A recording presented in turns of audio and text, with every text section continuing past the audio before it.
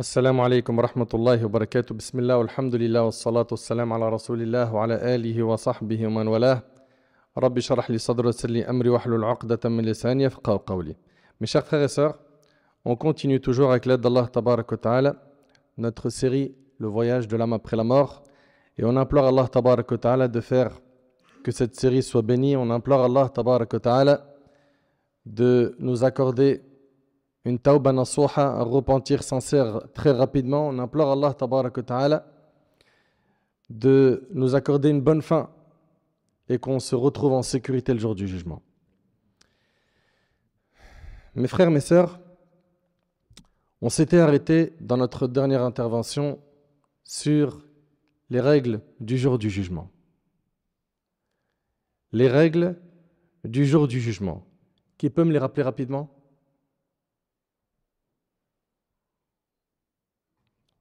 Au moins quelques-unes. Vas-y. La première règle établie par Allah subhanahu wa ta'ala, Yawm al-Qiyamah, le jour du jugement, c'est la justice totale qui ne sera pas entachée d'injustice. Également ? Ouais. On a également parmi les règles du jour du jugement la comparution des témoins. Il va y avoir plein de témoins le jour du jugement. Contre qui ? Contre les fils d'Adam. Zid. Oui, parmi les règles, personne ne sera châtié pour les péchés d'autrui, sauf ceux qui ont appelé au mal. Ok ? Sauf ceux qui ont appelé au mal, eux, ils auront leurs péchés à eux et les péchés de ceux qui feront le mal auquel ils ont appelé. Également, parmi les règles du jour du jugement, il y a la prise de connaissance par les serviteurs de ce qu'ils ont accompli comme acte. Parmi les règles du jour du jugement, il y a aussi la multiplication des bonnes actions et non des mauvaises. Et on avait vu également ensemble, et c'était le dernier point, la transformation des mauvaises actions en bonnes. La transformation des mauvaises actions en bonnes. Et ça, c'est pour qui ? C'est pour Ahlul Tawhid. Ok ? C'est pas pour n'importe qui. Mes frères, mes sœurs, je vous demande d'être très attentifs. Car on est en train de parler d'un jour que personne parmi nous va manquer. On sera tous ressuscités et on sera tous jugés par Allah Tabarak wa Ta'ala. L'humanité entière, depuis Adam alayhi salam jusqu'au dernier homme, seront présentés à Allah Tabarak wa Ta'ala sur une même terre. Vous imaginez donc qu'il y aura énormément de monde. Et c'est un jour qui sera dur, qui sera long pour certains. Il fera très chaud. Pourquoi ? Parce que le soleil va se rapprocher des têtes. Vous vous rappelez de tout ça ? Puis, on amènera l'enfer qui est entouré de 70 000 cordes. Chaque corde est tirée par 70 000 anges. Allahu Akbar. C'est énorme. Et Allah Ta'ala va faire que énormément de monde seront à genoux devant le feu de l'enfer. Un spectacle affreux. Allah Tabarak wa Ta'ala, il dit وَتَرَى كُلَّ أُمَّةٍ جَاثِيَةٍ كُلُّ أُمَّةٍ تُدْعَى إِلَى كِتَابِهَا الْيَوْمَ تُجْزَوْنَ مَا كُنْتُمْ تَعْمَلُونَ. Et tu verras chaque communauté agenouillée. Eh wallah, je sais pas si on réalise, je sais pas si on imagine. Et tu verras, nous dit Allah, chaque communauté agenouillée, chaque communauté sera invitée à son propre livre. Ce jour-là, il vous sera rendu le prix de ce que vous avez œuvré. Ce jour-là, c'est soit des tristesses, des peines, soit des récompenses de la joie. Et subhanallah, les gens ils seront sur la terre du jour du jugement. Et la bonne nouvelle, c'est que notre communauté, la communauté de Muhammad, sallallahu alayhi wa sallam, sera la première qui sera jugée par Allah Tabarak wa Ta'ala. Et Allah Tabarak wa Ta'ala qui a créé sans miséricorde Il en a fait descendre une seule sur terre et il en a gardé 99 pour nous, Yawm al-Qiyamah. Donc, alhamdoulilah, c'est pas perdu, les frères. Mes sœurs, c'est pas perdu. Mais est-ce que ça veut dire par là qu'on doit tout miser sur la rahma d'Allah sans œuvrer, sans rien faire? C'est ça que vous avez compris? Vous venez de comprendre que c'est bon, je peux ne pas prier, ne pas jeûner, ne pas payer zakat et tout miser sur la rahma d'Allah, la miséricorde d'Allah? Si tu as compris ça, c'est une erreur. Pourquoi? Parce que le paradis, il a son prix. Il faut que tu payes le prix. Il faut que tu sacrifies ton temps, tu sacrifies de l'énergie, que ton cerveau se configure à bien adorer Allah tabaraka ta'ala pour que tu puisses, bi'idhnillah, récolter la miséricorde d'Allah. Dans un hadith rapporté par l'imam Ibn Majah, avec une chaîne de transmission authentique, selon Abdullah ibn Abbas, radiyallahu anhu, an jami'a as-sahaba, le prophète, alayhi salatu wassalam, a dit « Nous sommes la dernière communauté ». N'est-ce pas? Vous savez que on est la dernière communauté, il n'y aura pas de prophète après Mohammed, alayhi salatu wassalam. Et quiconque croit qu'il va y avoir un prophète après, ou qui attribue la prophétie après Mohammed, alayhi salatu wassalam, à quelqu'un, c'est du kufr. Le prophète il dit, nous sommes la dernière communauté et nous serons la première à être jugée le jour de la résurrection. L'on entendra où est la communauté illettrée et son prophète. Nous sommes donc à la fois les derniers et les premiers. Les derniers, c'est-à-dire c'est la dernière communauté, et les premiers à être quoi? À être jugés. Et dans un hadith rapporté par l'imam Ahmad dans son Musnad, Al-Hakim dans le Mustadrak, et le hadith il a été authentifié par Al-Hakim selon les conditions de Bukhari et Muslim, et il a été approuvé par l'imam Al-Zahabi, et il a été rapporté par Tirmidhi également. Le prophète alayhi salatu wassalam a dit, vous êtes venus après 70 communautés. Vous suivez? Vous êtes venus après 70 communautés. Vous êtes la meilleure et la plus noble auprès d'Allah. Allahu Akbar. Dans cette communauté, on a eu des hommes avec un H majuscule.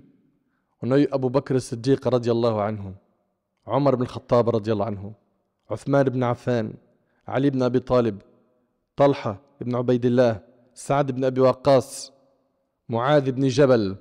On a eu des hommes avec un H majuscule.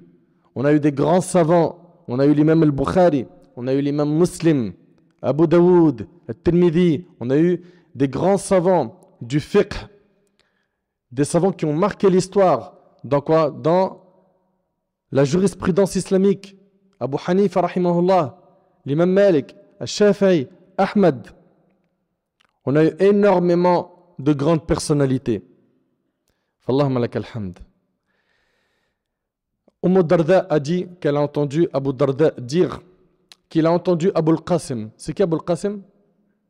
C'est le prophète Mohammed alayhi salatu wassalam.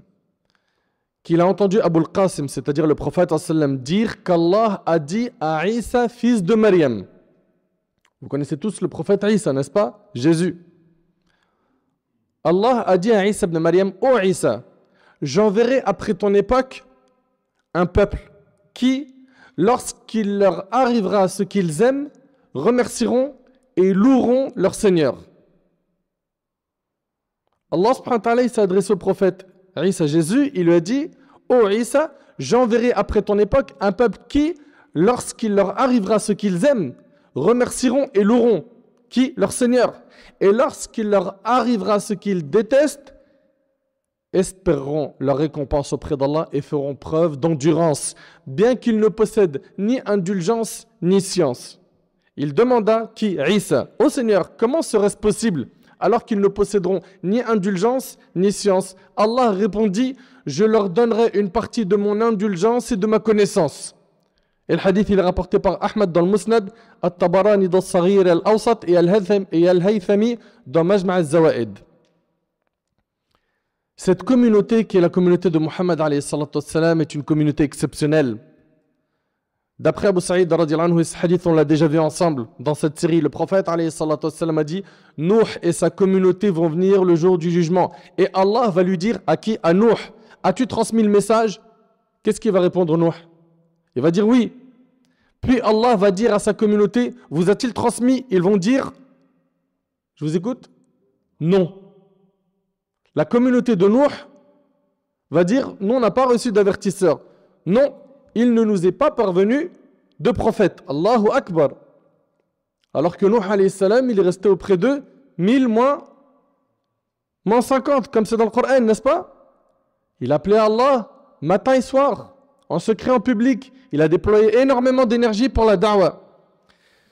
Allah va dire à Nuh, qui peut témoigner pour toi? Et Nuh, qu'est-ce qu'il va dire? Je vous écoute. Muhammad et sa communauté. Allahu Akbar. Muhammad et sa communauté. Et ceci est la parole d'Allah tabaraka wa ta'ala. وَكَذَلِكَ جَعَلْنَاكُمْ أُمَّةً وَسَطًا لِتَكُونُوا شُهَدَاءَ عَلَى النَّاسِ وَيَكُونَ الرَّسُولُ عَلَيْكُمْ شَهِيدًا. Et ainsi nous avons fait de vous une communauté du juste milieu, pour que vous soyez témoins contre les gens et que le prophète soit témoin contre vous. Subhanallah. Le juste milieu est la justice. Alors ils seront appelés et vont attester de la transmission, puis je vais témoigner contre vous, rapporté par l'imam al-Bukhari. Subhanallah. Et Anas radiallahu anhu, il rapporte, des gens passèrent devant un convoi funèbre et firent les éloges du défunt. Donc il y a un convoi funèbre qui passe, et les Sahaba radiallahu anhum, ils ont fait l'éloge du défunt. Le prophète alayhi salatu wassalam dit alors, wajabat, il lui est garanti. Ils passèrent ensuite devant un autre convoi et blâmèrent ce défunt. Le prophète alayhi salatu wassalam a dit, wajabat, il lui est alors garanti. Il lui est garanti. Omar ibn Khattab dit alors, que signifie wajabat? Il lui est garanti. Il dit, celui-ci, vous avez fait ses éloges, le paradis lui est donc garanti. Et celui-là, vous l'avez blâmé, l'enfer lui est donc garanti. Et à la fin du hadith, le prophète il a dit, vous êtes les témoins d'Allah sur terre. Et c'est rapporté par Bukhari Muslim. Subhanallah. Le prophète sallam a appris que lorsque les pieux, soyez attentifs s'il vous plaît, les pieux, les gens de mérite et les véridiques témoignent qu'une personne mérite le paradis ou l'enfer, il en sera ainsi. C'est ce qu'a dit notre bien-aimé alayhi salatu wassalam. Notre communauté a donc compris énormément de valeurs. D'après Abdullah ibn Amr ibn al-As radiyallahu anhu an jami' as-sahaba, le prophète alayhi salatu wassalam récita la parole d'Allah à propos d'Ibrahim. Vous connaissez le prophète Ibrahim alayhi salam? Il a récité la parole d'Allah à propos, d'Ibrahim. Rabbi innahunna adlalna kathiran minan nas, faman tabi'ani fa innahu minni wa man 'asani fa innaka ghafurur rahim. Seigneur, elles, les idoles, ont certes égaré beaucoup de gens. Ainsi, celui qui me suit fait partie de moi, et celui qui me désobéit, alors tu es certes indulgent et miséricordieux. Et il a récité également ce que Isa alayhi salam a dit, in tu'adhibhum fa innahum ibaduk wa in taghfir lahum fa innaka antal azizul hakim. Si tu les châties, ils sont tes serviteurs, et si tu leur pardonnes, c'est toi le puissant, le sage. Alors, et j'aimerais que vous soyez attentifs s'il vous plaît, parce que c'est une scène, subhanallah, elle réveille les cœurs. Alors le prophète alayhi salatu wassalam, il a levé ses mains et il a dit ummati, ummati. Il a dit, oh Allah, ma communauté, ma communauté. Et il a pleuré. Est-ce que vous réalisez que le prophète alayhi salatu wassalam, il pleure pour sa communauté? Il veut qu'elle soit sauvée, qu'elle ne soit pas humiliée yawm al-qiyamah. Allah a dit, ô Jibril, va voir Muhammad et demande-lui qu'est-ce qui te fait pleurer, bien qu'il soit plus savant. C'est-à-dire qu'Allah a demandé cela à Jibril, bien qu'il savait très bien ce qui a fait pleurer le prophète alayhi salatu wassalam, car Allah a la connaissance de tout. Jibril est donc allé voir le prophète alayhi salatu wassalam et il lui a demandé. Et le prophète alayhi salatu wassalam l'a informé. Alors Allah a dit au Jibril, va vers Muhammad et dis, certes, nous allons te satisfaire concernant ta communauté et nous n'allons pas te décevoir. Allahu Akbar. Vous entendez? Certes, nous allons te satisfaire concernant ta communauté et nous n'allons pas te décevoir. Et le hadith, il est rapporté par Muslim. On voit donc par la grâce d'Allah subhanahu wa ta'ala qu'il y a quoi? Qu'il y a beaucoup d'espoir. Il y a beaucoup d'espoir, c'est pas perdu. Même si tu as fait beaucoup de péchés, même si ton passé il est sombre, c'est pas perdu. Reviens vers Allah. Allah Ta'ala il dit Kuntum khayra ummatin ukhrijat linnas. Vous êtes la meilleure communauté qu'on ait fait surgir pour les hommes. Allahu Akbar.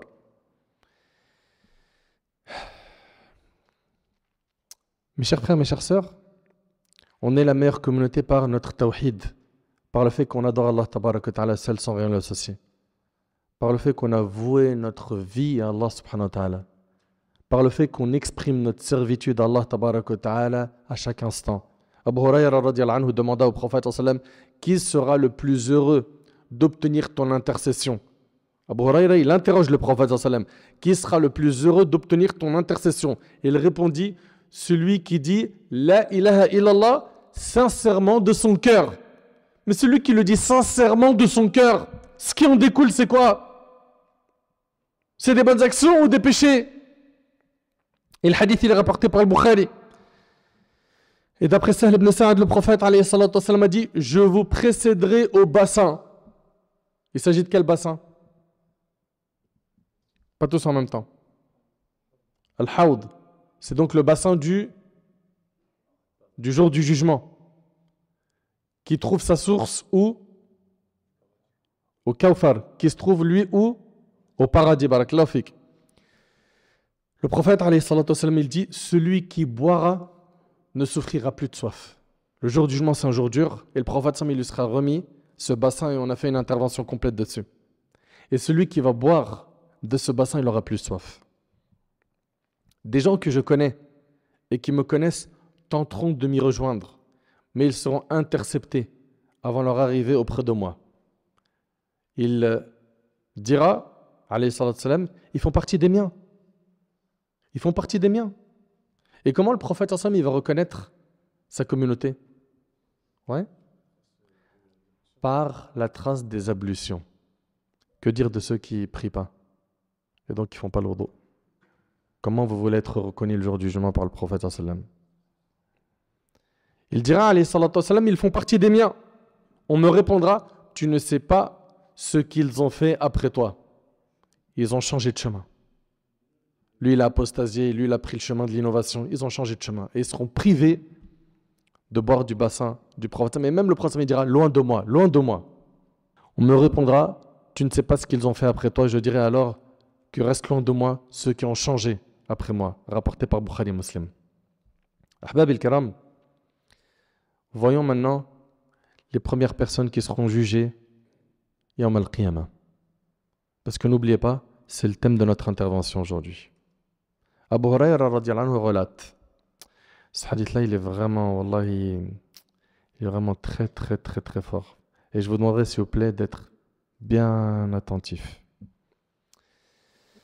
Abu Hurayra radiyallahu anhu, ce noble compagnon, il rapporte j'ai entendu le messager d'Allah, sallallahu alayhi wa sallam, dire le premier à être jugé au jour de la résurrection sera un homme. Je vous écoute? Ouais? Non. Non.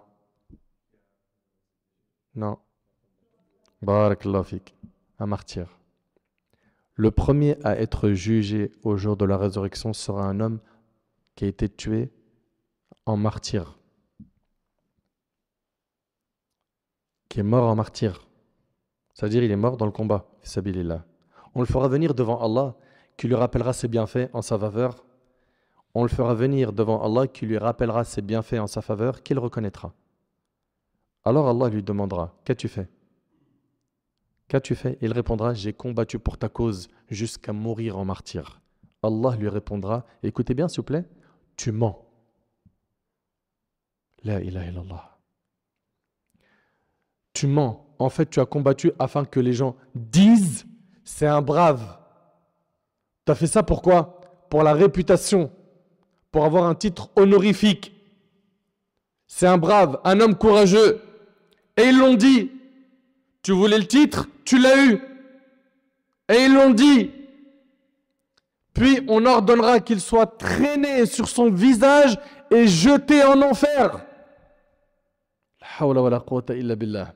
Ensuite, on fera venir un autre homme qui avait appris sa religion, puis il avait enseigné, il avait mémorisé le Coran. C'était quelqu'un donc qui a appris la science et qui l'a transmise à autrui. Allah lui demandera, qu'as-tu fait? Il répondra, j'ai appris ma religion et je l'ai enseignée aux autres. J'ai mémorisé le Coran pour toi. Allah lui dira, tu mens. Tu t'es plutôt instruit afin que l'on dise, c'est un savant. Et tu as appris le Coran afin que l'on dise, il récite bien le Coran. Et tout cela a effectivement été dit. Puis on ordonnera qu'il soit traîné sur son visage et jeté en enfer. Mais je ne sais pas si on réalise. Il est possible que cette personne-là était une personne qui était très suivie parce qu'il faisait la da'wah, parce qu'elle faisait la da'wah. Et son problème majeur, c'est que la fréquence de sa sincérité n'était pas bien réglée. Il ou elle cherchait les éloges. C'était des personnes qui peut-être remplissaient des mosquées quand ils faisaient un dars. C'était des personnes qui voulaient que briller. C'était des personnes qui cherchaient à attirer le regard des gens vers eux. Pas vers la da'wah, mais vers leur personne. C'était des personnes qui vivaient pour faire briller leur personne et pas mettre en avant le dîn d'Allah. Ils ont utilisé le dîn pour une fin vile, pour ce bas monde, pour dunya. Ils ont utilisé le dîn pour dunya. Qu'Allah il nous en préserve. Wallah, ça fait peur. Et il lui sera dit, tu as fait cela pour qu'on dise de toi, t'es un savant. Ça a été dit, ça y est, ta récompense, tu l'as eue. Tu voulais être la référence, tu voulais être le top one, le numéro 1, c'est bon, tu l'as eu ce titre. En 2 mots, tu n'as plus rien à gratter le jour du jugement. Ta récompense, elle est déjà là. C'est les éloges que tu voulais, prends-les. Et wallahi l'azim, je vous en parle, ça me fait frissonner. Ça me fait trop peur. Pourquoi? Je suis plus exposé que vous, moi. Mais vous réalisez, c'est-à-dire qu'une personne peut faire la da'wah et elle se retrouve à être la cause de la guidée de beaucoup de gens et à la fin, elle était tout simplement un pont. Un pont qui a amené les gens de l'égarement au bien, à la piété, par la permission d'Allah, et à la fin, ce pont, il est jeté en enfer. C'est pas la pire des humiliations, ça? Et ça doit m'inviter, moi ainsi qu'à vous, à faire quoi? À toujours revoir notre intention. À toujours faire les actes que pour Allah. Ne soyons surtout pas de ceux qui cherchent quoi? À satisfaire tous les humains. Et donc, mais tu t'imagines, pour satisfaire tous les humains, qu'est-ce que tu dois faire? Tu dois être quoi? Un caméléon. Avec lui, tu vas montrer un visage, avec l'autre, un autre visage. Au final, tu vas jongler entre quoi? Entre piété et hypocrisie. La chose la plus importante, c'est ton image auprès de ton Seigneur Azza wa Jal. Qu'elle soit clean, brillante. Quitte à ce que les habitants de la terre ne soient pas satisfaits, c'est pas ça le plus important. Mais aujourd'hui, à l'ère des réseaux sociaux, l'intention, elle a pris un coup.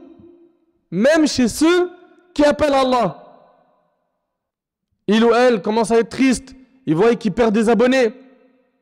Je ne comprends pas pourquoi il n'y a plus autant de likes. Il n'y a plus autant de compliments. Son carburant, son gasoil, son essence, c'est « Mashallah, t'es le meilleur, t'es la meilleure, t'as changé ma vie ». Mais c'est nuisible ça pour ton nefs.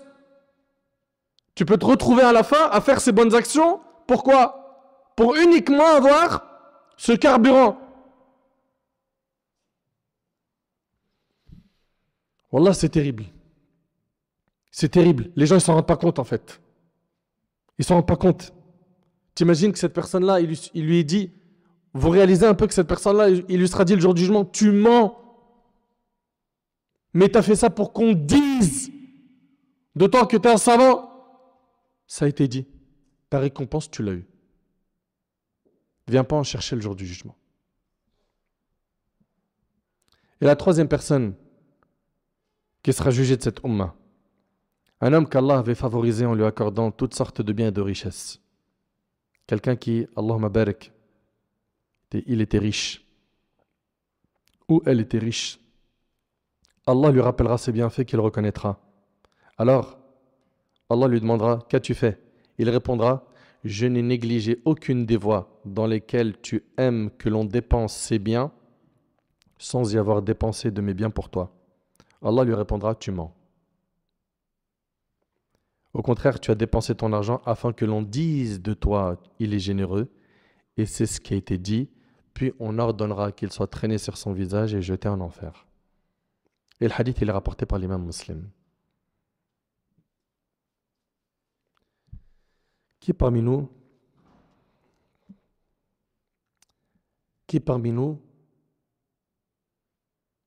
aimerait avoir cette sanction? D'accord que personne. Là, on est bien d'accord que personne souhaite faire partie d'un de ces trois. Il va falloir que tu surveilles ton intention.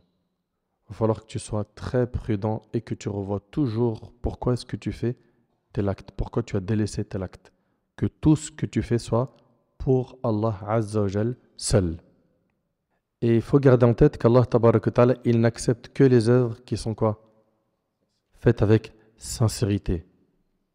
Qui sont faites que pour Allah Tabarak wa Ta'ala. Allah Ta'ala il dit وَمَا أُمِرُوا إِلَّا لِيَعْبُدُوا اللَّهَ مُخْلِصِينَ لَهُ الدِّينَ حُنَفَاءَ وَيُقِيمُوا الصَّلَاةَ وَيُؤْتُوا الزَّكَاةَ وَذَلِكَ دِينُ الْقَيِّمَةِ. Allah Ta'ala il dit, il leur a été ordonné d'adorer Allah mukhlisina lahuddin, c'est-à-dire quoi? Lui vouant un culte exclusif en étant sincère et d'accomplir la salat et d'acquitter la zakat. Voici la religion immuable. Allah Ta'ala il dit فَمَنْ كَانَ يَرْجُو لِقَاءَ رَبِّهِ فَلْيَعْمَلْ عَمَلًا صَالِحًا وَلَا يُشْرِكْ بِعِبَادَةِ رَبِّهِ أَحَدًا. Allah Ta'ala il dit quiconque souhaite rencontrer Allah, suivez bien, alors qu'il fasse des bonnes actions et qu'il n'associe rien d'autre dans l'adoration de son Seigneur. Et le prophète, alayhi salatu wassalam, dans un hadith rapporté par l'imam Muslim selon Abu Huraira, a dit, Allah, exalté soit-il, a dit, je suis celui qui se passe le plus d'un associé. Quiconque accomplit une œuvre dans laquelle il m'associe à autrui, je l'abandonne lui ainsi que son association. Et d'après Abu Sa'id al-Khudri, radiyallahu anhu, le prophète, alayhi salatu wassalam, il est sorti vers les compagnons alors qu'ils étaient en train de se rappeler Ad-Dajjal. Vous connaissez Ad-Dajjal? Le Masih Ad-Dajjal, le faux Messie. Alors il a dit, voulez-vous que je vous informe de ce que je crains pour vous plus que le faux Messie? T'entends la question? Voulez-vous que je vous informe de ce que je crains pour vous plus que le faux Messie? Et ils répondirent, bien sûr, au messager d'Allah. Il dit, le polythéisme caché, Ash-shirkul khafi. La personne se lève pour prier et embellit sa prière car elle sait qu'une personne l'observe, et c'est rapporté par Al-Imam Ibn Majah. C'est ça, c'est l'ostentation. L'ostentation. Vous imaginez, le prophète sallallahu alayhi wa sallam, il nous dit qu'il craint pour nous l'ostentation plus que le Messie ad-Dajjal, le faux Messie. Et c'est déjà arrivé à des gens. Il commence la salat, il est sur l'autoroute. Du kung-fu.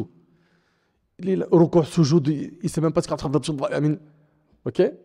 Puis après, quelqu'un il rentre, et là, il ralentit, il reprend la vitesse normale. Maliki yawmiddin, iyyaka na'budu wa iyyaka nasta'in. Pourquoi il y a eu ce changement dans la salat? Pourquoi? Parce qu'il y a quelqu'un qui est rentré et il voulait embellir son adoration devant ce quelqu'un. Mais comment on réfléchit? Ce quelqu'un, est-ce que tu as des comptes à lui rendre le jour du jugement? Non, mais Allah tabarak wa ta'ala, à qui t'as présenté cette salade bâclée et qui comptabilise tout de tes actions? T'as pas honte de lui? T'as pas honte de faire cette prière bâclée, bancale, où souvent il lui arrive de se dire j'ai fait trop 4 rakats, ma'alish. De toute façon, Allah il pardonne. C'est quoi ça? Il prie tellement vite, il n'est pas concentré, il ne sait jamais qu'est-ce qu'il a fait comme rakat, 3, 4, c'est pas grave. Il fait des erreurs dans la salat, ma'alish. il les corrige pas, il veut pas évoluer, il veut pas apprendre. Mais jusqu'à quand? Jusqu'à quand? Et d'après Mahmoud ibn Labid, radiallahu anhu, le prophète alayhi salatu wassalam, a dit, certes, ce dont j'ai le plus peur pour vous est le polythéisme mineur, c'est-à-dire l'ostentation. Le fait de faire les actions qu'on fait à la base pour Allah, pour les gens, pour avoir des éloges. Les compagnons ont dit, qu'est-ce que le polythéisme mineur? Le prophète sallam a répondu, c'est l'ostentation. Le jour du jugement, lorsqu'Allah va juger les gens, il va dire à celui qui pratique cela, partez. Partez vers ceux pour qui vous faisiez de l'ostentation dans la vie d'ici-bas et voyez si vous trouvez une récompense auprès d'eux. Et le hadith, il est rapporté par Ahmed. T'as fait ça pour les gens, va chercher ta récompense auprès des gens. C'est terrible. Et ça sera dit quand? Le jour du jugement. Ce jour-là où toi, à la base, tu as besoin de sécurité, tu as besoin d'être apaisé, tu as besoin d'entendre des bonnes nouvelles. T'imagines un peu? Entendre, va chercher ta récompense chez eux. Tu as fait ça sur TikTok, tu as fait ça sur Snap pour briller. Tu as fait la da'wah sur Insta pour qu'on dise de toi. Tu voulais être le number one et qu'on te montre du doigt, attirer le regard des gens, qu'on parle de toi. Tu voulais juste que ta personne brille. Va les voir, va chercher ta récompense auprès d'eux. Et c'est pour cela, c'est un message que je me donne à moi-même ainsi qu'à vous. Wallahi mes frères et mes sœurs, wallahi je vous aime pour Allah. Et c'est du fond du cœur que je vous dis ça. Avant de poster quelque chose sur le net, et je parle d'un rappel religieux, je ne parle pas de futilité, de péché, ça, bannissez-le de votre vie. À moins que vous voulez vous retrouver à regretter. Yawm al-Qiyamah. Là je parle de ceux qui appellent à Allah. Avant de poster quoi que ce soit, pose-toi la question avant de cliquer sur publier. Pourquoi tu l'as fait? Pourquoi ce message t'as voulu le poster? Pourquoi est-ce que tu as fait ce montage vidéo sur la conférence ou la khutbah d'un imam? T'as mis du sous-titrage, t'as mis des anachid, t'as mis ça sur le net. Pourquoi?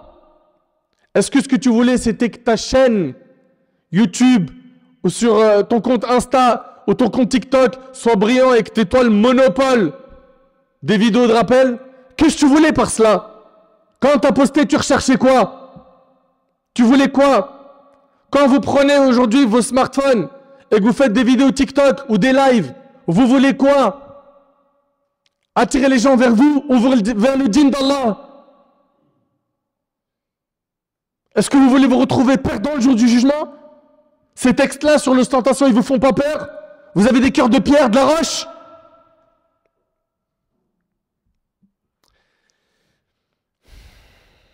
Qu'Allah nous accorde la sincérité. Le remède de l'ostentation. Le remède de l'ostentation, numéro 1, c'est le fait que tu demandes à Allah de t'accorder la sincérité. Et que tu fasses du sujet de la sincérité le sujet le plus important de ta vie. Et une personne qui recherche tout le temps la sincérité dans ses invocations, c'est un signe qu'elle est sincère. Par contre, une personne qui se voit déjà sincère, c'est une personne dont sa sincérité a besoin de sincérité.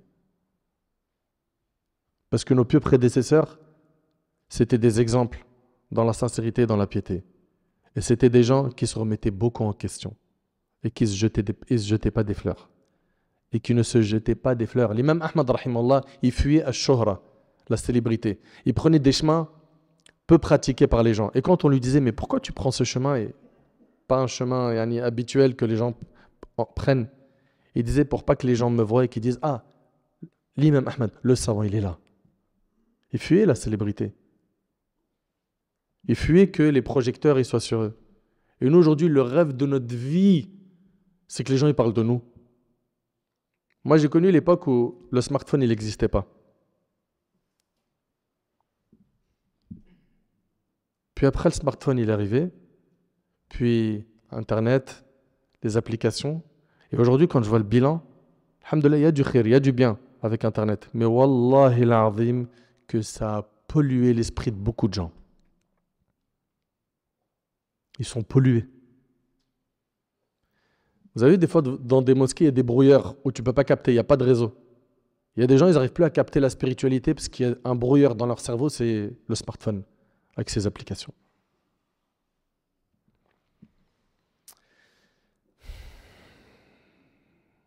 Invoque Allah, matin et soir, de t'accorder la sincérité dans tes paroles, dans tes actions, en secret, en public.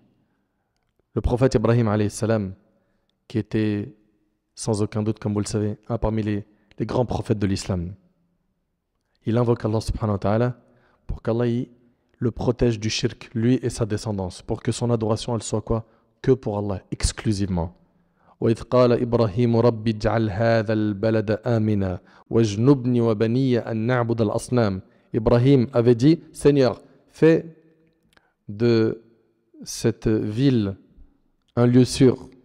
Préserve-moi et mes enfants de l'adoration des idoles. Donc, il faut qu'on renouvelle notre intention. Si, avant, tu faisais les choses pour les gens et que tu cherchais la renommée, à être célèbre, à être connu, change la niya. Change-la. Reprogramme-la, configure-la. À quoi? À ne satisfaire qu'Allah subhanahu wa ta'ala, à tout faire que pour Allah subhanahu wa ta'ala. À chaque fois que tu vas faire une action, que tu vas prononcer une parole, reprogramme ta niya. À chaque fois que tu vas prononcer une parole, que tu vas faire une action, reprogramme ton attention. Vérifie ton attention. Et pose-toi des questions à chaque fois, avant une action, avant une parole. Pourquoi là je veux prendre la parole? Pourquoi là j'ai gardé le silence? Pourquoi ici j'ai voulu participer à cette conférence? Pourquoi j'ai voulu regarder cette vidéo? C'était quoi mon intention? Pourquoi j'ai donné? Pourquoi j'ai privé? Pourquoi je fréquente un tel? Pourquoi je l'aime?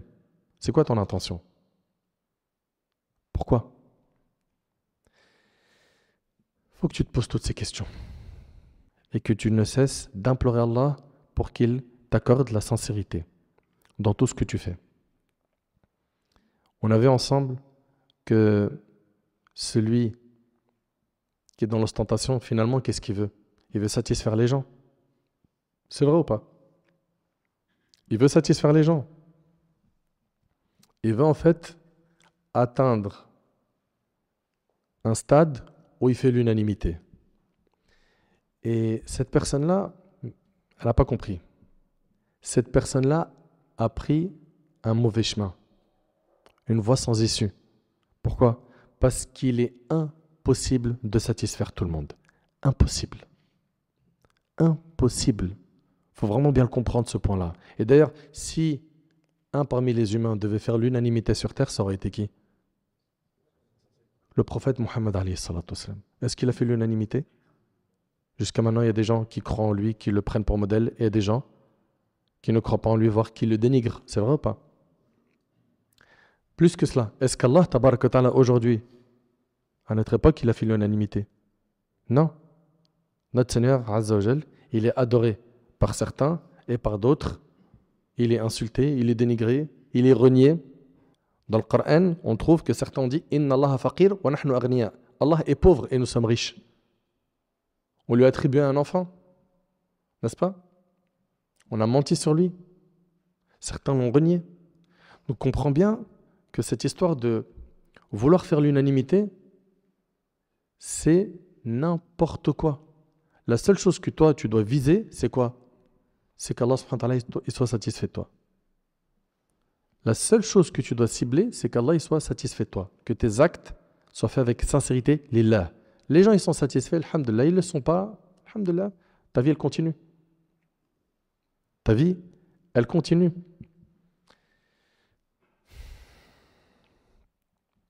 Et puis, à quoi va te servir ces éloges, ces abonnés, ces likes, si de l'autre côté, Allah il te déteste? Mes chers frères, mes chères sœurs, Allah Ta'ala il dit Inna alladhina amanu wa amilu salihat sayaj'alu lahum ar-rahman wudda. Allah Ta'ala il dit ceux qui ont cru et accompli des bonnes œuvres, le tout miséricordieux accordera son amour. Et je vous pose une question. Si tu gagnes l'amour d'Allah, est-ce que tu n'es pas d'accord que tu as tout gagné? Si tu gagnes l'amour d'Allah, tu as tout gagné. Tout. Quand Allah tabaraka ta'ala t'aime, à la fin, qu'est-ce qui se passe? Les bonnes personnes, elles t'aiment. Les bonnes personnes t'aiment. Abu Hurayra radiyallahu anhu relate que le prophète alayhi salatu wassalam a dit les gens sont comme des minerais, comme l'argent et l'or. Les meilleurs d'entre eux, dans la période pré-islamique, sont les meilleurs en islam, s'ils s'instruisent. Et les âmes sont des armées mobilisées. Celles qui se reconnaissent s'attirent et celles qui se méconnaissent se repoussent. Comprenez une chose, c'est qu'à l'intérieur de ce corps, il y a quoi? Une âme. Ces âmes qui sont dans les corps, soit s'attirent comme l'aimant. Tu as vu l'aimant, comment il attire les métaux? Eh bien, les âmes qui se reconnaissent, elles s'attirent. Les âmes pieuses qui sont dans la religion, elles s'attirent. Les bonnes âmes s'attirent. Et c'est pour ça que tu vois, la connexion se fait très rapidement avec une personne qui est dans le dîn. Tu l'as rencontré aujourd'hui à la mosquée, à peine tu as échangé un peu, tout de suite. Vas-y, on s'appelle pour la prochaine conférence. D'ailleurs, on fait un foot ce week-end, tu veux venir? Et ça y est, tu viens de le connaître maintenant, mais subhanallah, le lien il est fort, c'est vrai ou pas? Les bonnes âmes, elles s'attirent. Et le prophète ensemble, il dit, et les mauvaises âmes se repoussent. Des fois, tu restes avec quelqu'un, il n'est pas dans le digne, son cerveau il est configuré malheureusement par Satan. Tu parles un petit peu avec lui, tu vois que le réseau il passe pas.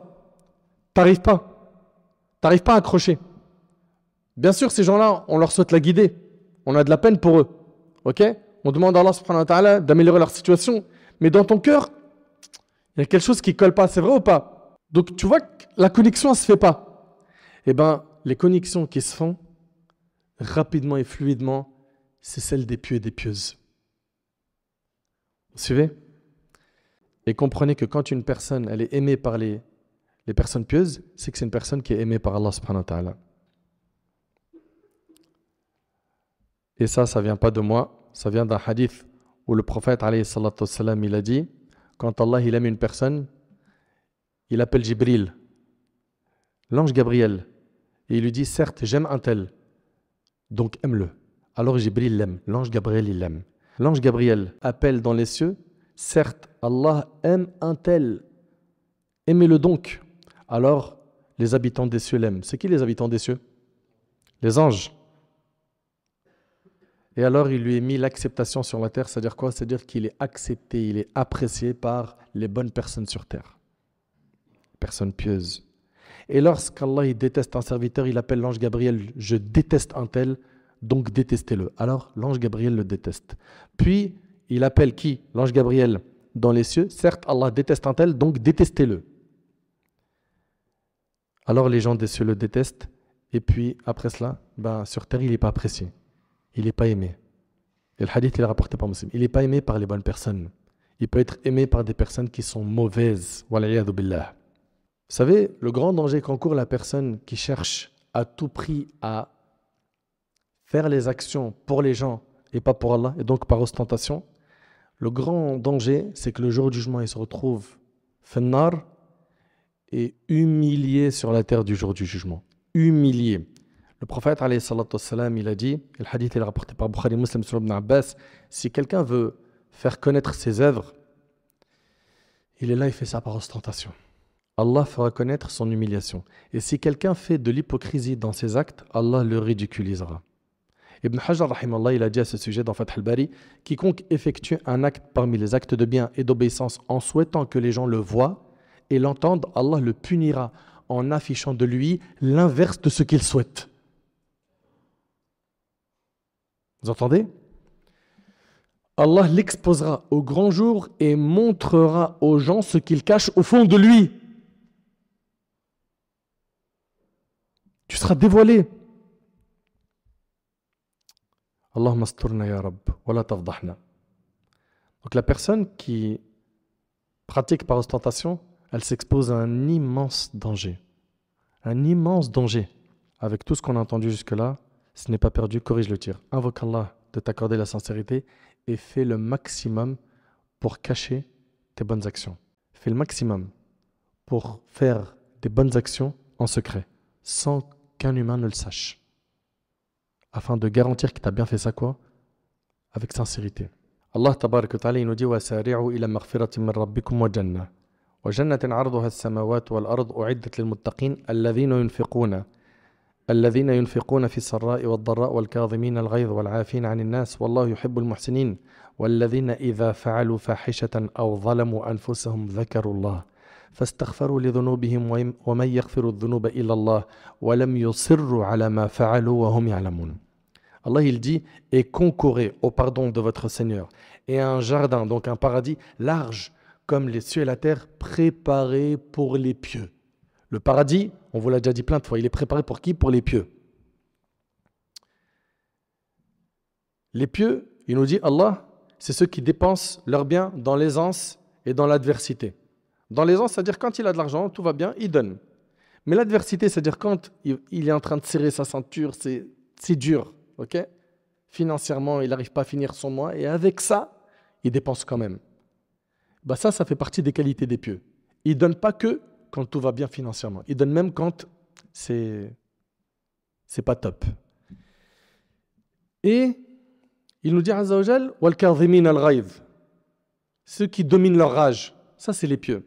Wal afin 'anil nas, et qui pardonnent aux gens. Wallahu yuhibbul muhsinin, et Allah aime les bienfaisants. Et Allah il dit, walladhina idha fa'alu fahishatan aw zalamu anfusahum dhakarullah. Et pour ceux qui, donc les pieux là, et pour ceux qui, s'ils ont commis quelque turpitude ou une injustice à leur âme, dhakarullah, ils invoquent Allah, ils se rappellent d'Allah. T'as fait un péché, rappelle-toi d'Allah. Ça, c'est le comportement des pieux. C'est une application dans le cœur qui s'appelle la piété. Tu l'as, dès que tu fais un péché, tout de suite, il y a un signal qui est envoyé. Rappelle-toi d'Allah. Ça, c'est un. Rappelle-toi d'Allah et après, dhakarullah fastaghfaru li dhunubihim. Et juste après, qu'est-ce qu'ils font? Ils demandent pardon à Allah. Ça doit être ton réflexe. Et il n'y a personne parmi nous qui est infaillible. Il n'y a pas d'ange parmi nous. Ok? Et il n'existera pas un parmi nous qui ne fera pas de péché. On en fera. Ça fait partie de la nature du fils d'Adam de faire des péchés. Mais le meilleur d'entre nous, c'est celui qui se hâte à se repentir, à se racheter auprès d'Allah. Ils invoquent Allah, ils demandent pardon à Allah tout de suite pour leurs péchés. Et Allah il dit, وَمَن يَغْفِرُ الذُّنُوبَ إِلَّا اللَّهِ. Et qui est-ce qui pardonne les péchés sinon Allah? Et Allah il dit, وَلَمْ يُصِرُّوا عَلَى مَا فَعَلُوا. Et qu'ils ne persistent pas dans le mal qu'ils ont fait. C'est-à-dire, toi, tu as demandé pardon à Allah, mais tu persistes quand même à regarder des images haram, des vidéos haram, à écouter du son haram. Et après, tu dis, j'ai demandé pardon à Allah, mais parmi les conditions du repentir, c'est d'être déterminé à ne plus le refaire, s'en écarter, mettre une croix sur le péché. Donc, à quoi ressemble ton repentir? Les pieux, comprenez-le, c'est ceux qui ne persistent pas dans le mal qu'ils ont fait. Et là, surtout, le point de la sincérité, si tu étais quelqu'un d'assoiffé de like et tu n'as vécu que pour ça, allez, persiste pas dans le mal que tu as fait. Et si tu fais ça, que tu arrêtes de persister dans le mal que tu as fait, sache que, alhamdulillah, tu as cette qualité qui a été décrite par Allah tabaraka wa ta'ala concernant les pieux. Ensuite, il y a un point qui est important. Après avoir entendu tout cela, une personne pourrait se dire, ok, mais moi, mon frère, moi, je fais pour Allah. Je suis dans l'humanitaire, je suis dans le social, je suis dans la da'wah, je suis investi dans telle mosquée, dans telle école, j'enseigne, je fais du khir, etc. Et je fais ça que pour Allah. Mais je suis rattrapé par des éloges. Est-ce que là, il est tombé dans l'ostentation? Je vous écoute. Oui ou non? Pourtant, les gens, ils disent beaucoup de bien de lui. Non, il n'est pas tombé dans l'ostentation parce que lui, il ne le cherche pas. Et ce n'est pas son carburant. Et ils sont contre-fiches de ce monde. Et yastawi indahu al-dhamm wal-madh. Pour lui, les éloges et la critique, c'est dans le même panier, on met de côté. Bien sûr, si c'est des critiques constructives, il faut les prendre. Ok? Mais les critiques gratuites, là, comme on en voit beaucoup sur le net, ça, il faut mettre ça de côté, il ne faut pas calculer. Quelqu'un de sincère, ça ne lui fait pas d'effet tout ça. Pourquoi? Parce qu'il n'est pas là pour s'acheter une image auprès des gens. Ok? Et puis, dites-moi, parmi les gens qui appellent Allah subhanahu wa ta'ala, donnez-moi un nom qui a fait l'unanimité. Je vous ai dit tout à l'heure, le prophète sallam, qui est notre modèle, le parfait exemple qu'Allah il a envoyé, il n'a pas fait l'unanimité. Donc toi, quand tu vas te lancer dans la da'wah et que tu vas avoir des gens qui vont te critiquer injustement, sache que c'est le chemin de la da'wah. Et si tu es sincère, tu prendras le bon de cette critique et tu te réformes, et le mauvais, tu le mets de côté. C'est comme une mouche qui est passée, tu l'as fait ça, et pousse-toi, vas-y, pars. Abu Dharr radiallahu anhu a dit au prophète sallallahu alayhi wa sallam, écoutez bien s'il vous plaît, ô messager d'Allah, un homme fait une bonne action pour Allah et les gens le louent pour cela. Donc vous voyez, subhanallah, Abu Dharr il a posé la question. C'est une personne qui fait les bonnes actions pour Allah et les gens le louent. Ils lui font des éloges pour cette bonne action. Le prophète sallallahu alayhi wa sallam a dit, ceci est la précipitation dans l'annonce de la bonne nouvelle aux croyants. Vous voyez? C'est donc quelque chose qui ne nuira pas à cette personne. Le prophète sallallahu alayhi wa sallam a dit, et le hadith est rapporté par le Bazar selon Abu Huraira, et s'il vous plaît, écoutez-le attentivement. Il a dit, il n'y a pas un serviteur qui n'a pas une réputation dans le ciel. Il n'y a pas un serviteur qui n'a pas une réputation dans le ciel. Si sa réputation dans le ciel est bonne, alors sa réputation sur terre sera bonne. Et si sa réputation dans le ciel est mauvaise, alors sa réputation sur terre sera mauvaise. Et on a vu tout à l'heure le hadith où le prophète sallallahu alayhi wa sallam a dit, quand Allah il aime quelqu'un, il dit à l'ange Gabriel, j'aime cette personne, aime-le. Puis il est aimé par les habitants des cieux, à savoir les anges et le malaïka. Puis il est apprécié sur terre. Et de l'autre côté, vous vous rappelez, hein, si Allah déteste quelqu'un, Jibril le déteste, les anges le détestent, et sur terre également, c'est une personne qui n'est pas du tout appréciée. Ça, c'est donc les premières personnes qui seront jugées de notre communauté Yawm al-Qiyamah. Et j'implore Allah tabaraka wa ta'ala de m'accorder ainsi qu'à vous la sincérité. Maintenant, il y a une question. Qui est, et quelle sera la première action faite par Al-Muwahhidin sur laquelle Allah va nous juger? Je vous écoute. Ouais, la prière. Sachez que la première action qui sera jugée de nous Yawm al-Qiyamah, c'est la salat. D'après Abu Huraira radiallahu anhu, le prophète alayhi salatu wassalam a dit, Allah, le puissant Azza wa Jal, a dit, les premières actions sur lesquelles le serviteur d'Allah sera jugé le jour de la résurrection sera ses prières. Si elles sont bonnes, alors il aura prospéré et réussi. Et si elles sont incomplètes, alors il aura failli et perdu, et c'est rapporté par Abu Daoud. Et je vous pose une question. D'un côté, on a quoi? La première action qui sera jugée, c'est la prière. Et dans un autre hadith qui est rapporté par Bukhari et Muslim sur Ibn Mas'ud, le prophète il a dit awwalu ma yuqda bayna an-nas yawm al-qiyamah fi ad-dima'. Le premier cas qui sera jugé entre les humains le jour du jugement sera celui des sangs, c'est-à-dire des crimes. Est-ce qu'il y a une contradiction entre les deux textes? J'aimerais que systématiquement, quand vous voyez des textes qui en apparence se contredisent, que vous gardez en tête que cette contradiction elle est que dans votre tête à vous parce que vous n'avez pas étudié. Et que le jour où vous allez, bi'idhnillah, approfondir vos connaissances religieuses, vous allez voir, il n'y a pas de contradiction dans notre religion. Il n'y a pas de textes qui contredisent d'autres textes. Ok? C'est juste sous el fahm, la mauvaise compréhension. Aussi, le manque de bagage religieux. Alors, c'est quoi la première action qui va être jugée le jour du jugement? Les affaires de sang ou la salat? Concernant donc les droits des humains, les uns envers les autres, les premiers cas qui seront réglés, c'est les affaires de sang. Et nous concernons, nous, envers Allah subhanahu wa ta'ala, c'est la prière, la salat. J'aimerais que vous gardiez en tête une chose, c'est que le prophète, alayhi salatu wassalam, dans les derniers moments de sa vie, parmi ses recommandations, il y avait as-salat, as-salat, la prière, la prière. Et ça montre à quel point il accordait de l'importance à la prière. Et malheureusement, aujourd'hui, on a des gens qui ne prient pas. J'implore Allah subhanahu wa ta'ala de les guider. Et on a d'autres personnes qui prient, mais qui prient de manière bâclée. Commençons déjà par ceux qui prient de manière bâclée. Hudhayfa ibn al-Yaman radiyallahu anhu vit un homme prier sans compléter son inclinaison ni sa prosternation. Il priait de manière bâclée. Puis lorsque l'homme termine sa prière, Hudhayfa, le compagnon, lui a dit « Par Allah, tu n'as pas prié. Et si tu meurs sur cela, tu mourras certes sur autre que la sunna de Muhammad. » Et c'est rapporté par le Bukhari. Donc quand vous priez, suivez bien sa sunna alayhi salatu wasalam. Lui qui a dit « Sallu kama ra'aytumuni usalli » priez comme vous m'avez prié. Tu vas prier en prenant ton temps. Ok? Tu marques un temps au moment de l'inclinaison. Quand tu te relèves, tu marques un temps. Quand tu te prosternes, pareil. Quand tu t'assois entre les deux prosternations, quand tu récites, tu médites ce que tu es en train de réciter. Arrêtons de bâcler la salat et surtout de la faire sortir de son temps en pensant que c'est pas grave. Comment ça, c'est pas grave? Il y a un fleuve en enfer qui est réservé à ceux qui font sortir une prière de son temps sans raison valable. فخلف من بعدهم خلف أضاعوا الصلاة واتبعوا الشهوات فسوف يلقون غيا. Puis leur succédèrent des générations qui délaissèrent la prière et suivirent leur passion, se vouant ainsi au malheur Ghayy, qui est un fleuve en enfer. Et ici, vous avez vu, Allah il dit, puis leur succédèrent des générations qui délaissèrent la prière. Est-ce que ça veut dire qu'ils ont abandonné la prière? Non. Ici, concernant le fait de délaisser la prière, ça veut dire quoi? Ça veut dire qu'ils l'ont fait sortir de son temps. Et Al-Ghayy, Ibn Abbas, il a dit, et Aïcha, Al-Ghayy nahrun fi jahannam, c'est un fleuve en enfer.